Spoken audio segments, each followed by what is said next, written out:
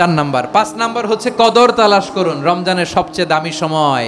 বিষ্ণু বলেন, মান হরিমা খাইরাহা ফাকাদ হরিম, যে কদর মিস করলো সে সব মিস করলো, হি ইজ দ্য লুজার।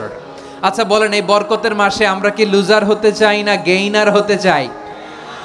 ইন্না আনজালনাহু ফি লাইলাতিল কদরি ওয়া মা আদরাকা মা লাইলাতুল কদর লাইলাতুল কদরি খায়রুম মিন আলফি শাহর। পড়েন আল্লাহু আকবার। লাইলাতুল কদরি খায়রুম মিন আলফি শাহর, 1000 মাসের চেয়েও সেরা। 1000 মাসে হয় 83 বছর 4 মাস। 83 বছর 4 মাস টানা ইবাদত করলে যেই সওয়াব, কদরের রাতে ইবাদত করলে অতটুকু সওয়াব আপনি পাবেন, আল্লাহ সেটা বলে নাই।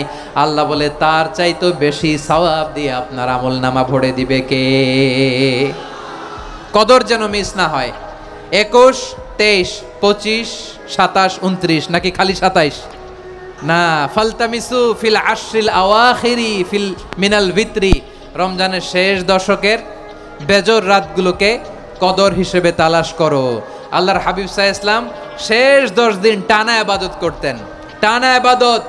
ইদা জাআল আশরু আহিয়াল লাইলা আইকাযা আহলা ওয়া জাদ্দা ওয়া শাদ্দাল মিজার, সারা রাত জেগে ইবাদতের নজির নবীজির নাই, শুধু রমজানের শেষ দশক ছাড়া। সুবহানাল্লাহ বলেন।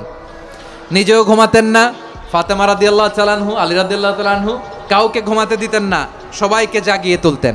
আমরা সারা রাত জেগে ইবাদত করব, রাজি আছেন তো? কদর যেন আমাদের মিস না হয়। আজকে থেকেই ক্যালেন্ডারে মার্ক করে রাখেন, সব কাজ পেছনে ফেলে, সব ব্যস্ততাকে পেছনে ফেলে ইবাদতের জন্য আমরা প্রস্তুত থাকবো কদরের রাতে। কোনোভাবে কদর যেন আমাদের মিস না হয়, ইনশাআল্লাহ। বলেন তো সবাই। 6 নম্বরে পারলে ইতিকাফ করবেন। আল্লাহর হাবিব সাল্লাল্লাহু আলাইহি ওয়াসাল্লাম প্রতি বছর 10 দিন ইতিকাফ করতেন। যে বছর ইন্তেকাল করবেন সে বছর 20 দিন ইতিকাফ করেছেন। আপনি বলবেন, হুজুর ইতিকাফ না করলে সমস্যা কি? আমার নবী একটা ইবাদত সারা জীবনেও ছাড়ে নাই, আর আপনি জীবনে একবারও করেন নাই। এবার হিসাব আপনার কাছে। না পারলে অন্তত রাত্রি বেলাগুলো মসজিদে কাটাবেন, পারবেন তো ইনশাআল্লাহ? সব শেষে শিশু এবং নারীদের ব্যাপারে বিশেষ খেয়াল রাখবেন। শিশুদের রমাদানের ব্যাপারে উৎসাহ দেন, তাদের প্রস্তুতি নেওয়ান, তাদেরকে রোজা রাখতে দিবেন। আমার ভাইয়েরা এবং বোনেরা, পর্দার আড়ালে মায়েদেরকে বলবো, চাপাই নবাবগঞ্জের মায়েরা, 1 দিন 2 দিন না খেয়ে থাকলে আপনার ছেলে মেয়ে মারা যাবে না।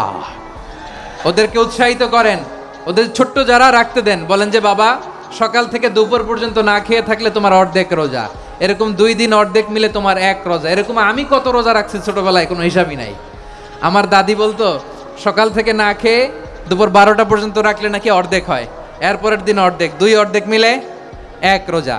এটা তো আসলে রোজা হয় না, কিন্তু তাকে উৎসাহ দেয়া। ইফতার প্রোগ্রামগুলোতে নিবেন আমাদের বাচ্চাদেরকে, দেখবেন যে ওর ক্ষুধা লাগতেছে, খায় না, কারণ কেউ খায় না। একজন আজান দিচ্ছে, সবাই খেজুর নিয়ে ইফতার করতেছে। এই দৃশ্য, এই ট্র্যাডিশন, এই ইবাদত, এই তারবিয়া ওর আগামীর জীবনটাকে সুন্দর করবে। চিল্লায়া বলেন ঠিক কি না? এভাবে আগামীর প্রজন্মকে আমাদের গড়তে হবে। শিশুদের রোজার ব্যাপারে প্রস্তুতি নিন, উৎসাহ দিন। আর নারীদেরকে কষ্ট দিবেন না। সারা দিন পেঁয়াজু, আলুর চপ, বেগুনি, পাকোড়া, ছোলা, মুড়ি, শরবত, রুয়াবজা আছে না নাই, বানাতে বানাতে আমাদের বোনেরা কাহিল হয়ে যায়, আর তারাবি পড়তে পারে না, ইবাদত করতে পারে না। আমরা যেন আমাদের বোনদের প্রতি ইহসান করি, পারবেন তো সবাই?